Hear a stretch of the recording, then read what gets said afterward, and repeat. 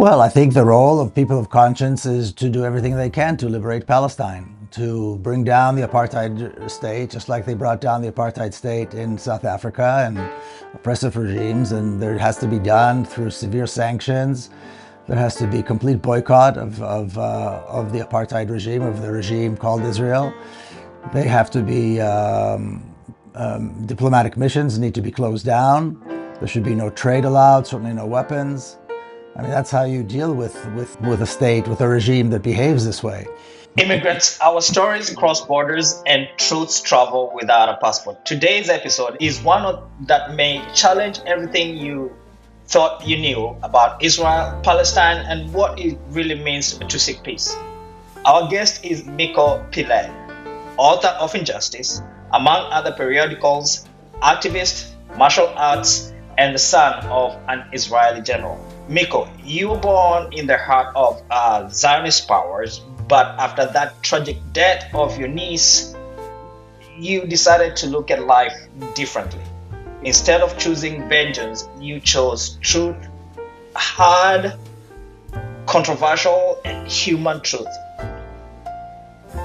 Miko, welcome to the Immigrant Podcast. You now or today call Israel an apartheid regime. What changed your perspective? Why an apartheid regime? And do you consider your opinion a betrayal? Well, thank you for having me. It's good chatting with you. Well, what I realized over several decades of being involved with Palestine, and several decades before that, having been raised in a Zionist family, is that Israel is an apartheid regime. The laws that govern the lives of people like myself, Israeli Jews, are entirely different than the laws that govern the lives of Palestinians. And in fact, the laws that govern the lives of Palestinians are divided depending on where specifically the Palestinians live within Palestine. So you have laws that govern half of the Palestinian citizens of Israel, what's considered the Palestinian citizens of Israel, that live in the northern part of the country. You've got the laws that govern the lives of the Palestinians who live in the south, in the Naqab. You've got the laws that govern the lives of Palestinians in Jerusalem. You've got different laws that govern the lives of Palestinians in the ghettos of what used to be the West Bank. And then you've got the genocide in Gaza, and you've got the laws that prevent Palestinians who live in refugee camps, Palestinian refugees, from being able to return to their homes. So while Israeli Jews can live anywhere within Palestine and they live under civilian law that protects them, Palestinians live under oppressive laws that are governed by different bureaucracies depending on where they exist specifically within the country. So it's apartheid. I find the Israeli-Palestine community is contradicting, and this is why I say this. From a Christian perspective, Christ is called all of us to love one another and to be forgiving and to be tolerant of each other. But in my humble misunderstanding or understanding, I have never come to a place where I understand why is it that we've talked about the two-state solution for many years. Why have we not looked at, or the powers that be do not explore the idea of a single state? Because the powers that be are mostly influenced by Zionists, by people who adhere to the idea that the land that they call the land of Israel, which is Palestine, somehow belongs to Jewish people, and they have a right to come and live there at the expense of Palestinians. So Zionism is not just that it's a racist, violent ideology. It's an expression of white supremacy, and it will never. And according to their ideology, and again, the practice we've seen over the last 100 years in Palestine with the Zionist occupation of Palestine, we've seen that it's a zero-sum game. The land, according to them, belongs to them. Palestinians can either live as subservient under oppressive laws, they can leave, which the Zionists would prefer, or they can resist and die, regardless of how they resist. In other words, whether they resist using arms or whether they resist using nonviolent means, they are basically signing their own death warrant.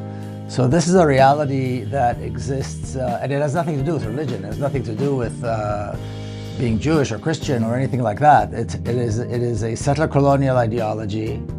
Like I said, it's one more expression of white supremacy, and that's why the two-state solution is an impossibility. It's an impossibility. It's an idea that was created just to allow the apartheid state to continue to displace Palestinians and anchor itself in Palestine, while saying, well, we can't make peace with them because they're terrorists. And of course, the terrorists are always the oppressed. The terrorists are always, the people who are under occupation, the people who are being displaced. It's never the occupier. It's never the white power that is the oppressor. It's never the violent side that is really the terrorist. It's always the other. What is the role of America and the rest of the world when it comes to resolving the issues between the Palestinians and the Israeli people? And if they are actually distant cousins? Well, I think the role of people of conscience is to do everything they can to liberate Palestine, to bring down the apartheid state, just like they brought down the apartheid state in South Africa and oppressive regimes. And there has to be done through severe sanctions. There has to be complete boycott of the apartheid regime, of the regime called Israel. They have to be, diplomatic missions need to be closed down. There should be no trade allowed, certainly no weapons. I mean, that's how you deal with a country that is like, with a state, with a regime that behaves this way. So the country is Palestine. It's been taken over by Zionists. They created this regime called Israel, and it has no legitimacy. And the people around the world need to do everything they can to bring Palestine back to being Palestine as it was, for thousands of years before it was occupied by the Zionists. Does that mean you're advocating for the eradication of the regime? Absolutely. Absolutely. If history is to remember you for one sentence, what would you want history to remember you as? As somebody who had even a small role in liberating Palestine. Miko, immigration has always been at the heart of the American story, and to me, really also to the Jewish people. Yet today, across the US and much of the world, we're seeing growing resistance, fear, and even hostilities toward immigrants. From your perspective, what's fact and what's fiction in the immigration debate, especially in the US? Well, once again, what we're seeing here is not an immigration issue here in the United States. We're seeing a white supremacy issue. This is white supremacy, clutching these people who are people of color. And perhaps they feel insecure that, people of color will take over or the majority of the population will not be white. This is what this is all about. This has nothing to do with immigration law, with immigration policy. This is white supremacy, and it's nothing new in the United States. I mean, this is a country that destroyed the native nations and then had brought in slaves from Africa, and now the slaves are still not really free. The descendants of the slaves are still not free. We know there's mass incarceration. We know they're being targeted. We know you can't even talk about reparations in the American political system. And so this is just one more step of white supremacy raising its head and trying to maintain itself as in supreme control of everything. No, I was going to say they don't target people who look like me. They target people who look like you, and it's not a coincidence. I want to imagine the world has become a global village. It's too small. At least with the onset of the internet and how we communicate today, the world has become such a small place, probably a village now. Information travels so very fast. But why is it so difficult for cohesiveness? Again, it's white supremacy plays a big part in that. When you look at the global South, why is there poverty in Africa? Africa is as rich a continent as you could possibly imagine. Why is there poverty there? You know, the supposedly the African states are now liberated, right? But the colonial powers did not stop, you know, destroying and stealing resources. And now we're seeing some developments in Western Africa with Burkina Faso and a few others. And the discussion on the other side, the discussion in the white supremacy sphere, is that they're terrorists and they need to be killed. The leaders of this movement that's trying to create some independence and use the resources to actually benefit the people of Africa. The same thing goes for Latin America. The same thing goes, you know, I mean, this is the exact same thing, and this is what's happening in Western Asia and North Africa as well. It's the same. It's capitalism and white supremacy working hand in hand to maintain their supremacy. And because they've got the biggest guns, because they have the most weapons, because they're invested in war, they're succeeding. Nobody can compete with them. When we were speaking earlier, you said you don't feel or think you're an immigrant. Do you feel exiled from your own people, at least from your genealogy? No, the reason I don't feel like an immigrant is because I think that my privilege allows me to live here as though I was from here. You know, the color of my skin, the fact that I'm, you know, a male, and so on. I mean, so this is a society where somebody who looks like me automatically has privilege. Like I said, the ICE is not looking for somebody who looks like me. It looks like somebody who has darker skin. And so I am exiled in a way because I can't return to Palestine right now. But my allegiance is not to Israelis. My allegiance is to Palestine and my Palestinian comrades who are in Palestine now trying to liberate themselves. Clarify that. You say you cannot go back to Palestine. Well, what do you mean? I used to spend a lot of time in Palestine before October 7, but after October 7, because of my commentary on the events of October 7 and what followed, the concern is that if I return, I will probably not be allowed to leave. I'll probably end up in jail. And so, and again, it's a very big risk, and the work I do here, you know, is more important than me going there and doing whatever I can do there.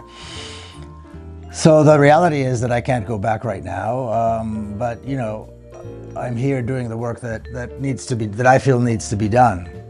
And just to, you know, going back, you talked about genealogy. I mean, there are, you know, countless of Jews all over the world who see things the way I do, who reject Zionism, who reject the idea of the Jewish supremacy, so to speak, that Israel has created in Palestine. There's the suffering of the Jewish people over many years in history. Does that have anything to do with the kind of people they have become today? I don't think so, no. The people who are, you know, the settlers and the colonizers who came to Palestine and who are, you know, their descendants live there now, had nothing to do with that. They came to colonize. The vast majority of survivors of the Holocaust did not go to Palestine. And many of those that ended up in Palestine left very quickly because it was, you know, they couldn't stay there. The racism, the violence was intolerable. And so, no, I mean, these are racists with an ideology of racism that has nothing to do with religion. and they're violent, as the history of the last 100 years in Palestine shows very clearly. And if we seek to remedy discrimination, we need to educate people. We need to educate people to be tolerant. We need to educate people to be compassionate. Taking one group that has been persecuted and allowing them to go somewhere else and persecute somebody else makes no sense. That doesn't solve the problem. Which is why, again, I think many Jews chose not to go to Palestine. You keep saying Palestine, and in my head, I'm assuming you are avoiding saying Israel for a specific reason. What's the reasoning there? Well, the country is Palestine. The fact that there's a regime there that decided to change the name of the country doesn't mean we need to legitimize it by using it. The country was Palestine up to the point where the apartheid state was established, and we do everything we can to end this period, this dark chapter in the history of Palestine, and allow it to be the tolerant, hub that it was, with a culture, with a strong economy, with relationships between the different minorities and so forth. It was a thriving country. It was occupied. It's subjected to ethnic cleansing, genocide, and an apartheid state. And I don't think that we should legitimize these crimes by using the name that this regime has given the country. And it's not only the name of the country that they changed. They changed the names of cities and streets, and I don't think we should legitimize that. And so the country was Palestine, and it remains Palestine. Many Americans, especially Christian Americans, believe God calls them to defend the state of Israel. Is that a biblical truth or something else? I mean, they think there's some kind of a connection between the Bible and the apartheid regime. I'm not sure what it is. They think that their God says that they need to protect the violence that's being perpetrated against the Palestinian people. I can't understand that. I can't understand people who believe that there's a God that thinks that what is happening to Palestinians is somehow okay. It's a complete aberration. It's a complete misunderstanding and misinterpretation of Jewish scriptures, that's for sure. There has been, at least here in the US, a huge push against anti-Semitism. Are you saying anti-Semitism is not real? No, I'm not saying it's not real. I'm just saying it's not a supreme type of racism. It's not a racism that is, of a higher level or more important than other forms of racism. People who are anti-Semitic are usually racist across the board. They don't limit it to Jewish people. And again, if you want to eradicate racism, then we need to eradicate racism. Focusing only on one form of racism isn't going to solve any problem. And also pretending that somehow establishing a violent racist regime in another country is going to solve the problem of racism against a particular group is absolutely mad. I mean, really, people are out of their minds if they think that if this makes sense. Miko, you once tweeted the Jews are known as sleazy thieves. Is that a tweet that you have sent out in the past? No, that's not what I said. What I said was that. So the context was the Israeli embassy posted on social media. This was 2017 or 16, I think, when the memorandum of understanding was signed by the apartheid state and the United States for a foreign aid package of something like $30 or $40 billion. And they were celebrating. And my comment was that this is precisely why there is this stereotype of Jews as being thieves, because the apartheid state doesn't need this money. They don't deserve this money. And the way they get this money is through underhanded mafia-style methods. I mean, it's a developed state. Palestine has always been a rich country. It still is a rich country. The apartheid state is a very well-developed state in its own right. And so why are they getting all this money? Why do they need all this money? So what I said was that this behavior contributes to the stereotype. Is there a line between resistance and atrocities? Of course. Atrocity What would is that be? what we see Israel. Israel is committing atrocities. The United States is committing atrocities. There's no question about that. You can't compare that to what Palestinians are doing or oppressed people are doing when they attempt to liberate themselves. If you speak to people in certain Jewish circles, they will say that historically they belong in that land. Why is that not true? Only Zionists say this. As far as Jews are concerned, the Holy Land is a place to worship. It's not a place to take over and govern or create some kind of sovereignty. Or the most observant Jewish people, the ultra-Orthodox people, and many Jewish people who are not necessarily Orthodox one way or the other, or not observant, understand that it's nonsense. If you look at it from a religious Jewish perspective, the Holy Land the Jews were permitted to reside in the Holy Land so that they could worship. And to this day, that's the intent. So now, according to Jewish law, Jews are prohibited from sovereignty in the Holy Land. They can go there to worship, but they're prohibited from exactly what the Zionists did, which is why Jews, always rejected, and many have continued to reject the idea of Zionism. The land belongs to the people who are, who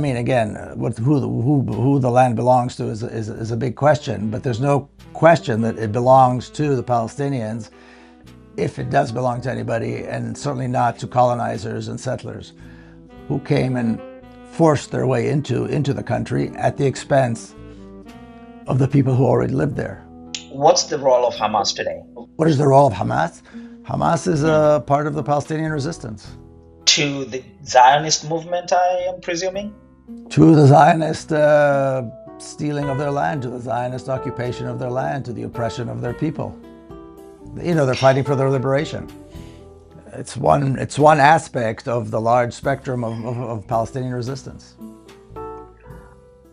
President Trump has been pushing for peace in the Middle East, and now we're looking at the Trump plan. Part of what that requires is the disarming of Hamas. How does that translate on the ground? Well, first of all, I have to challenge you on that. Trump wants nothing to do with peace. He's absolutely not interested in peace. He's interested in appeasing his Zionist supporters and his Zionist friends. And his plan is not a peace plan. And the idea that if anybody needs to be disarmed, it's the aggressor. It's the side that is imposing itself on the other. It's the side that is committing the genocide. It's not the side that is defending its families. It's not the side that's defending their lives. So I agree there needs to be a disarming, but disarming needs to be of the Israeli military. The Israeli military needs to be not only disarmed, but disbanded, because it's nothing more than a glamorous terrorist organization, a well-funded, well-fed terrorist organization.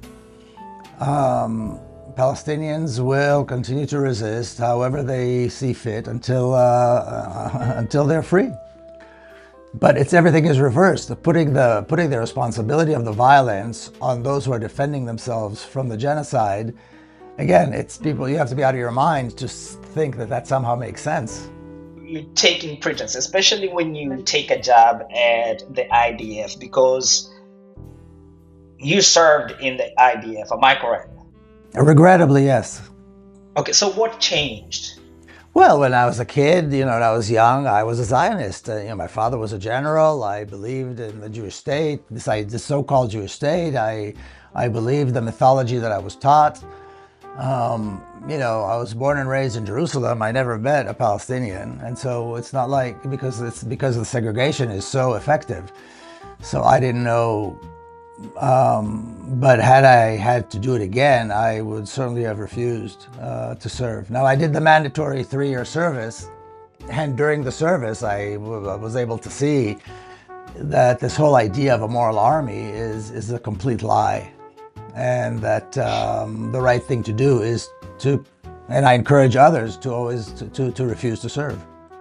So You said you feel that you are of more use um, working from DC. What role does the US truly play in sustaining the occupation, and what role are you playing to try and rectify that? Well, the United States, the discourse in American politics is a Zionist discourse. And so our objective is to use this organization and the mandate we have, the mission that we have is one of education, is to educate people to see that Zionism, again, like I said, is another arm of white supremacy and violence, and that the best outcome, the most realistic outcome too, for everyone who lives in historic Palestine, so between the River Jordan and the Mediterranean Sea, the best outcome is to dismantle the apartheid regime, allow for a free democratic Palestine with equal right to take its place. That will allow everybody to live in peace in historic Palestine, regardless of their religion, regardless of their ethnicity and so on. So that's that's our purpose, is to push forward a new agenda instead of an agenda that looks only to the well-being of one side. A plan, a plan that sees the well-being of everyone as its objective, and that is what we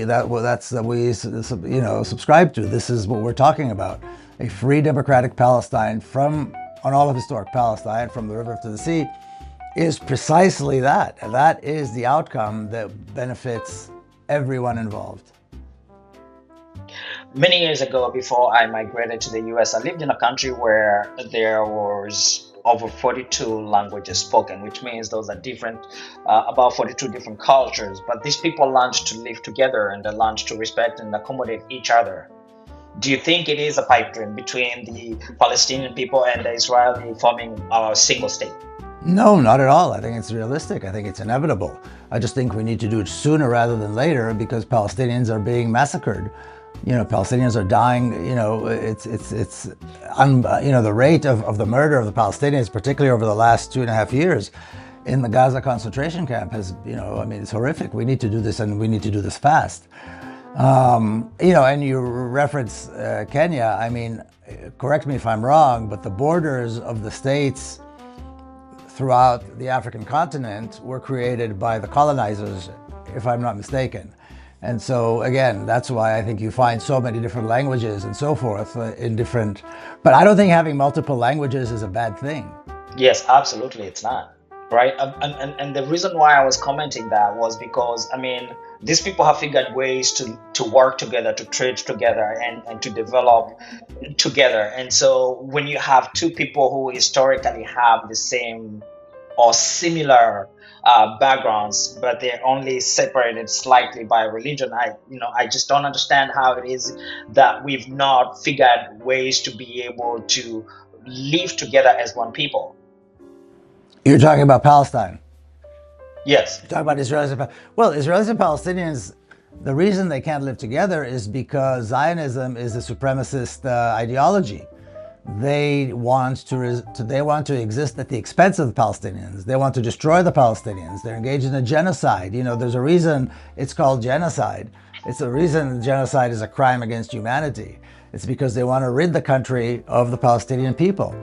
Now, can they live together in peace as long as the privilege is shared?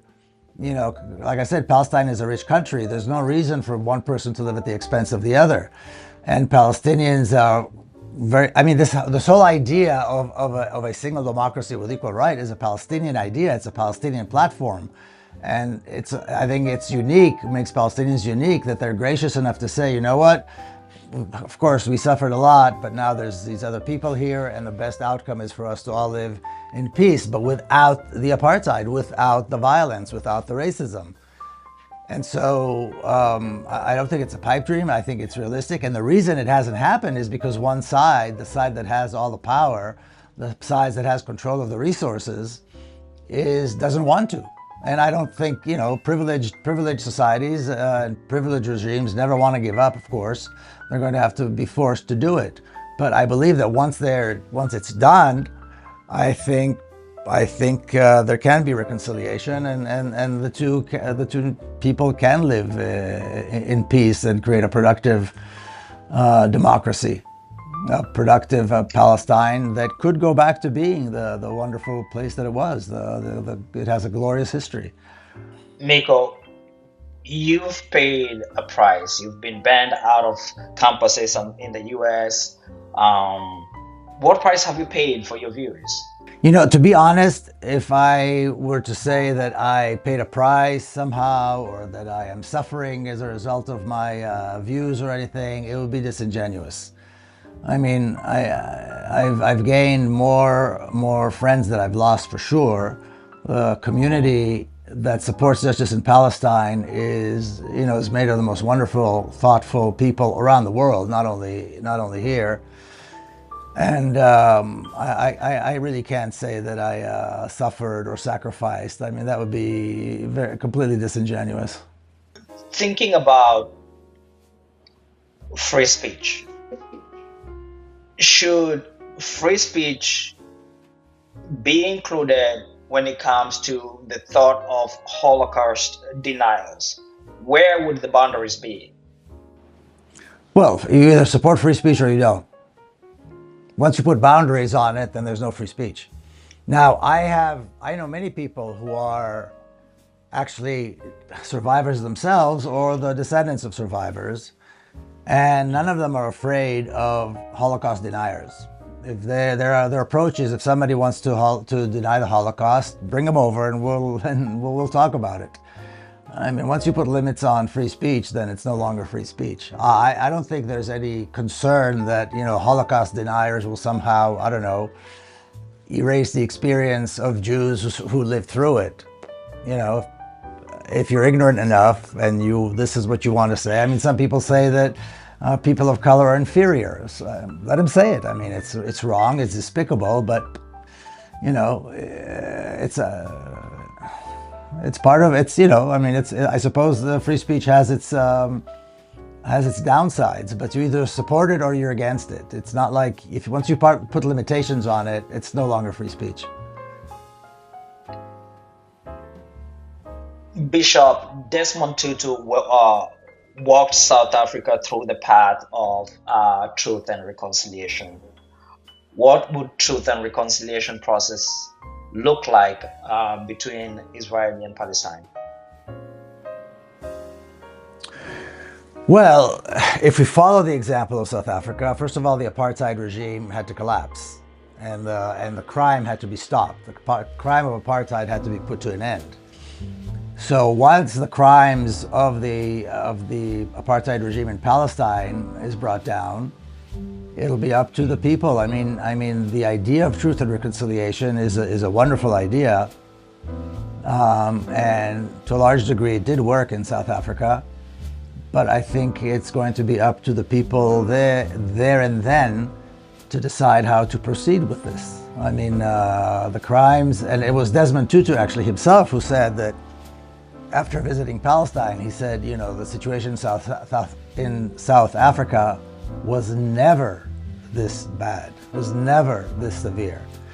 So it will be up to the people at the time. And if the vision materializes, the apartheid regime, this genocidal regime collapses, elections are put in place, a one person, one vote elections, and then there's a democratically elected legislature and a democratically elected executive, and then the process will begin and the people will have to put all these things, that's really base camp. That's like step one. Before we get to the point of that, which I just described, nothing can change. Nothing is going to happen. So you have thousands of political prisoners that will have to be released. You have millions of refugees that deserve to be repatriated, and so mechanisms will have to be put in place to allow them to return. You have The Zionists stole everything. They stole money, they stole land, they stole produce, they stole cars, they stole, when they established their state, they stole everything. Well, the people from whom they stole all of this, it's not just the community land, it's not just the community spaces, it's not just the cities. The cities had buildings, the buildings had businesses and homes, and banks had money, and people had, a life. All this came to a very abrupt end. All this has to be addressed, and the people who have lost need to be allowed to, be compensated. There have to be reparations. But none of that can happen as long as the apartheid regime exists. And so once the crime is brought to a stop and there's a newly established democracy that represents the will of the people, then all these other issues will be able to be dealt with. Miko, if an immigrant is picking up your book, Injustice, what are some of the key points that you'd like for them to take from that book? Well, the first thing that I learned from writing the book is that the perception of justice in this country, in the United States, is only real if you're white and privileged. If you're otherwise, then don't expect that the justice system can work for you. And if anything, that, if there's anything to learn from that story, it's precisely that. The presumption of a justice system that works for everyone is misguided. It's not true.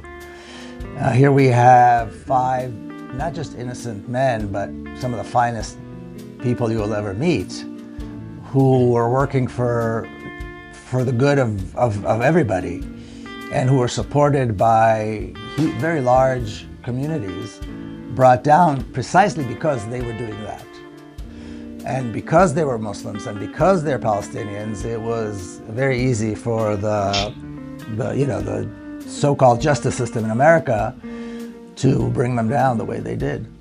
Miko, does your identity as an Israeli American impact how people receive your opinion? The color of my skin and my background is the reason that people listen. And this is very unfortunate. I mean, I hear this from Palestinian comrades all the time. You should be doing this because they listen to you and we can't say the things that you say.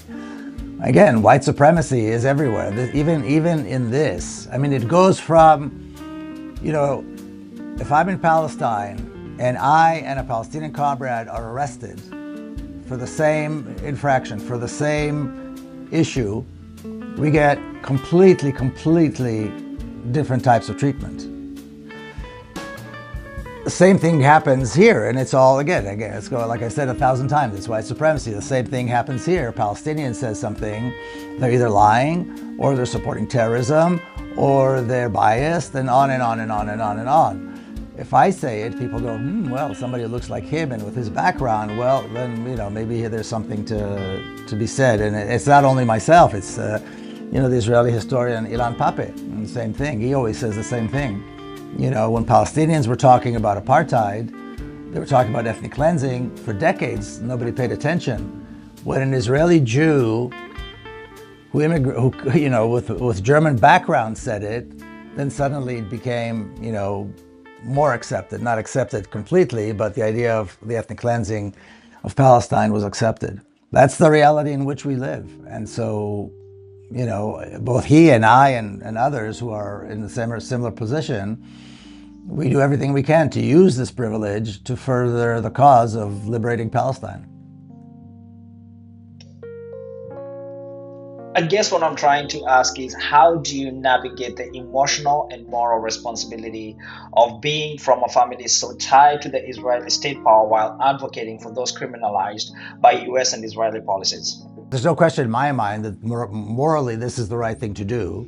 And emotionally too. I mean, this is, along with millions of other people around the world, we pain for what is happening in Palestine. I mean, waking up every morning, you're worried to hear that, I have so many friends, of course, in Palestine that, their children were killed, that they were killed, that they were detained. Yesterday morning, I heard that a very close friend of mine was detained and beaten and tortured not by the Israelis, but the Palestinian Authority, which works, of course, for the Israelis.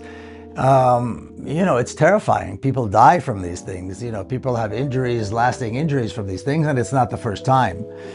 So emotionally, that's probably the most taxing part, to not know, to wake up every morning and wonder who else was killed, how many more babies died in Gaza from curable diseases, from dehydration, from exposure to cold. I mean, it's just every day is like living within a horror show and not being able to stop it, living in this catastrophic reality and not being able to stop it. So yeah, emotionally, that does take a toll on many, many people.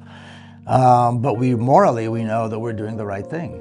And you always have to question yourself, but I've done that many, many times, and I always come to the same conclusion. Do you sometimes feel like you're struggling with telling somebody else's story, fighting somebody else's battle?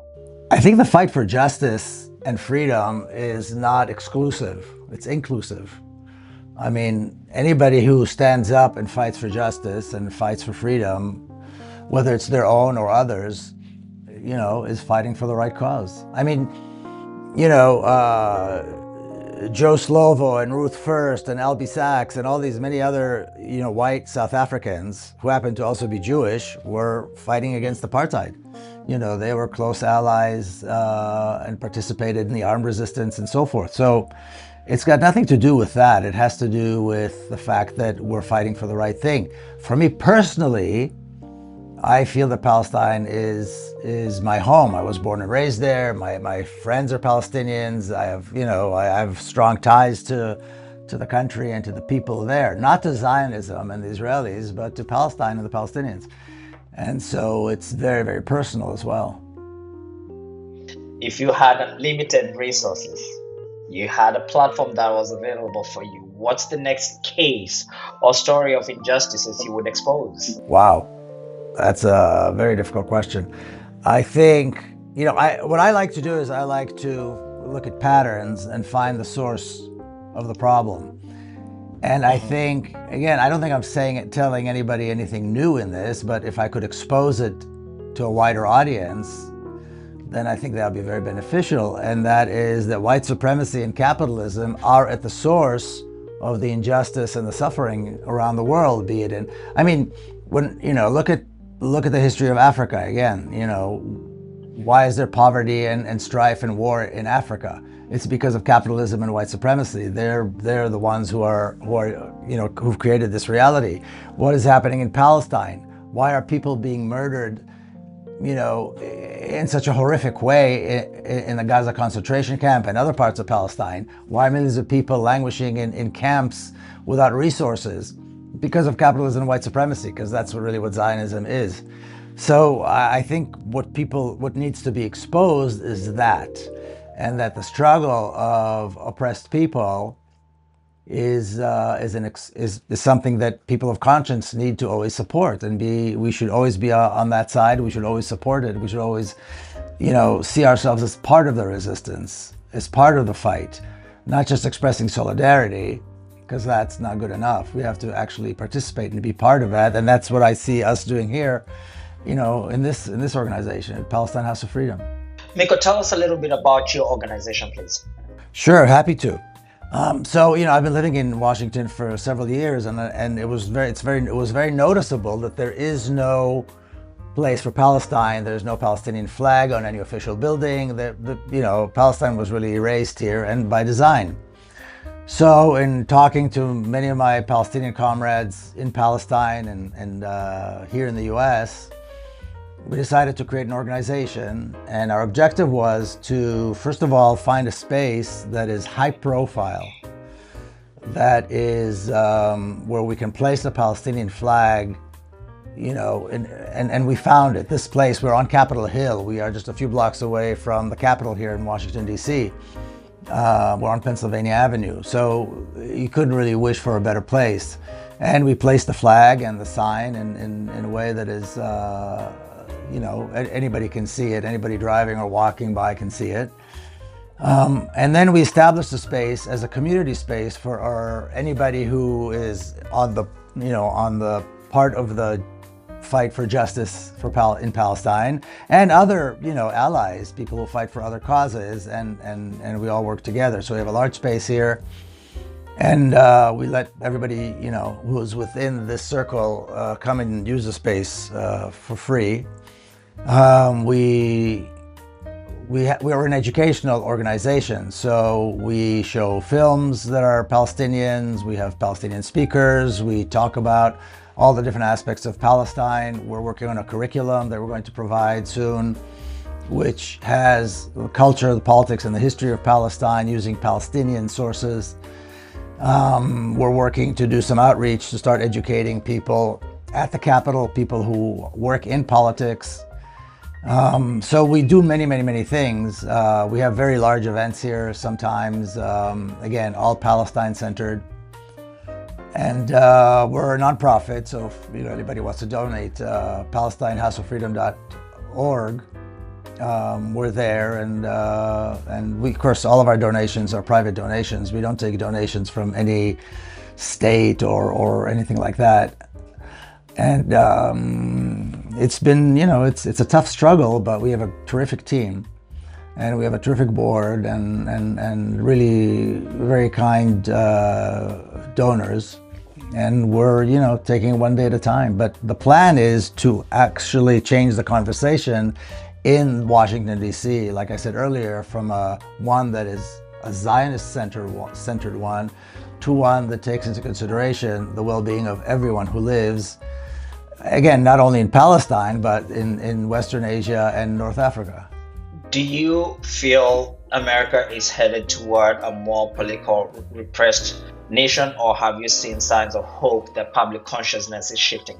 Oh, public consciousness is shifting without any question, and I think the next 2 election cycles will bring about unprecedented change.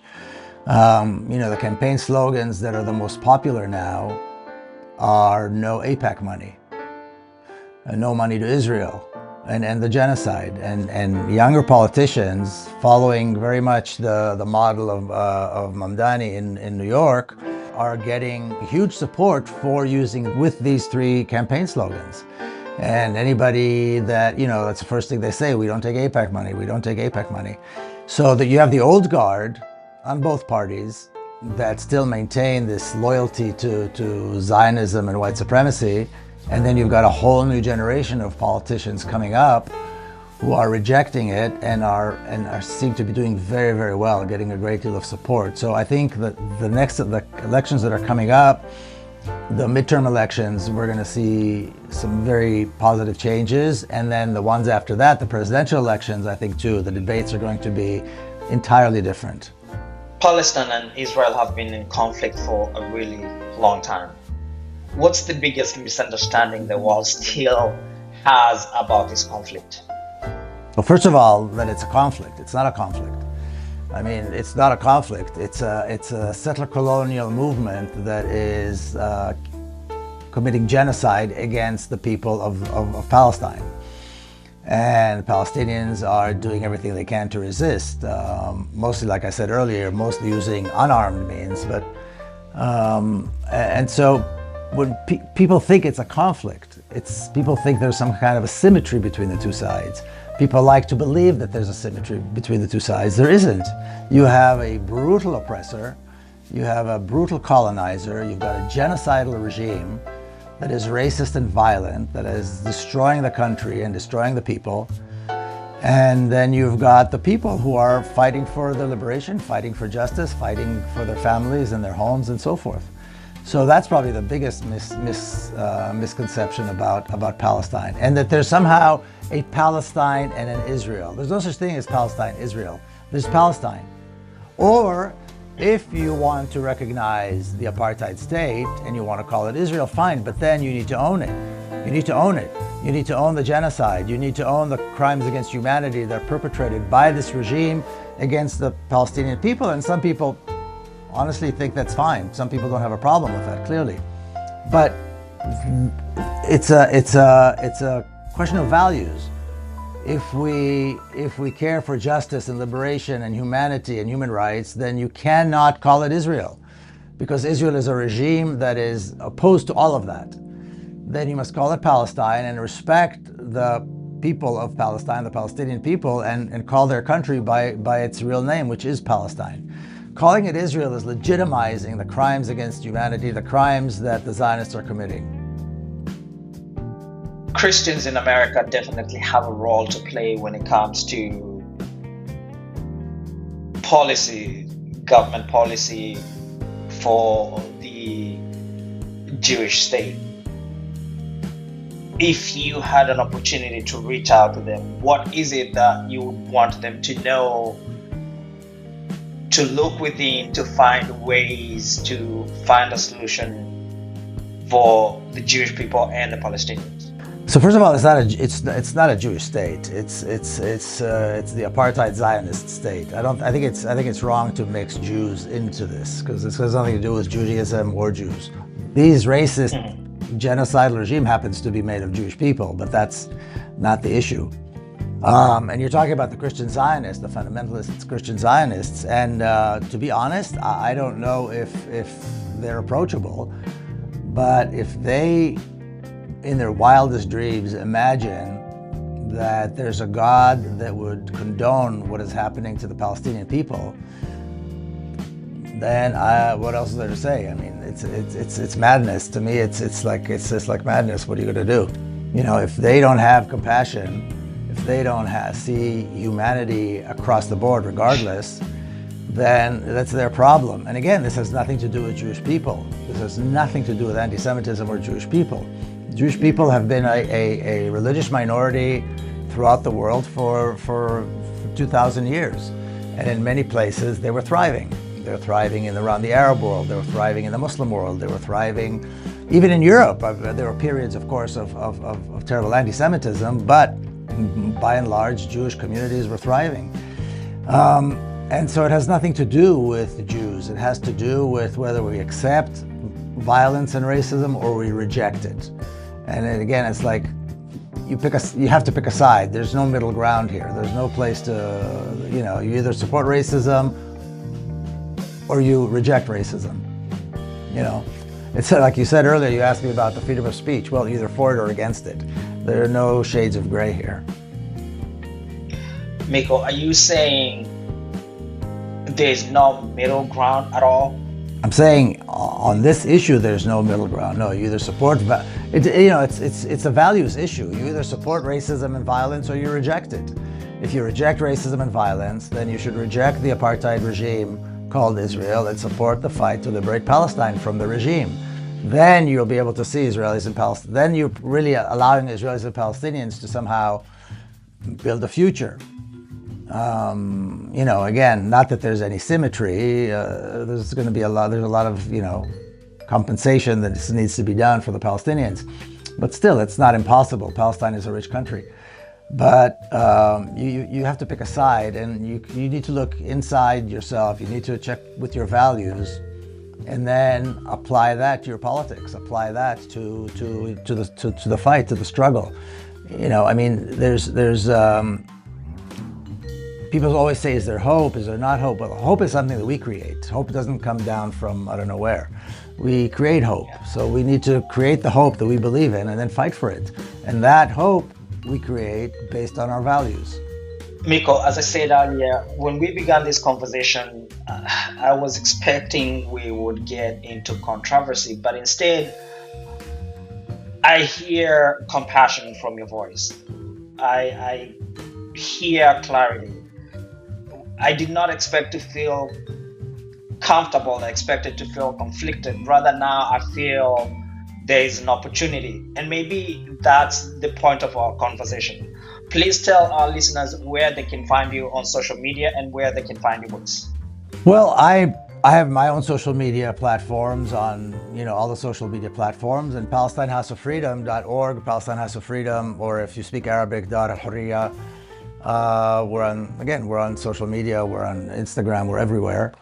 The books you can pretty much purchase anywhere. I'd rather they weren't purchased on Amazon for obvious reasons, but Um, yeah, there are other options. Both The General Sun and Injustice are available pretty much anywhere.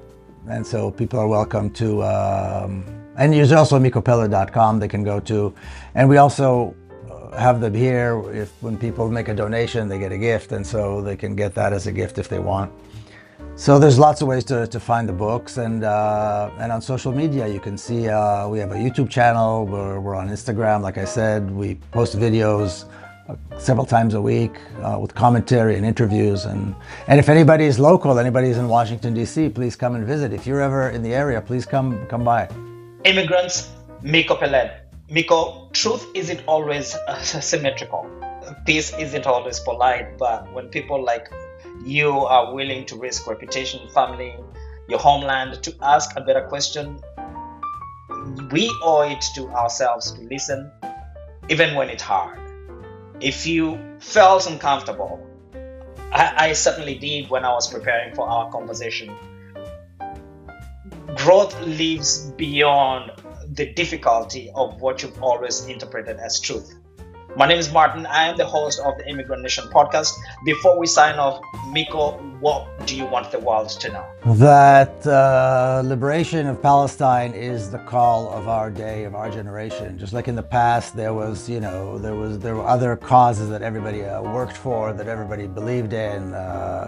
Ending apartheid in South Africa, civil rights in the U.S., so forth. I think that this one is how our children, our grandchildren are going to evaluate us. They're going to ask us, where did you stand on this? And I think it's important to be able to tell them where we stood honestly. And I think everybody should stand on this side and get up every morning ready and determined to fight for this, to demand that their governments stop their relations with the apartheid state, that they close down the diplomatic missions, they end all trade and so forth, impose sanctions. We have to push our governments to do this, and as consumers of the media, we have to push the media to allow for a conversation like this, and I'm talking about the corporate media, conversations like this to take place as well, and right now that's not possible. So as consumers of the media, we have to demand this. As constituents, we have to demand this from our politicians. Excellent. Immigrants, we have been chatting with Miko Peled, and the conversation has been a blessing to those of us who've had questions. If you do have any questions or would like to reach out to Miko, please reach out to him online on their platforms here down below. Miko, thank you for making the time for coming to the Immigrant Nation podcast. Thank you. We really, truly appreciate you. Thank you. It was a pleasure. Thank you so much. All right. Thank you, sir.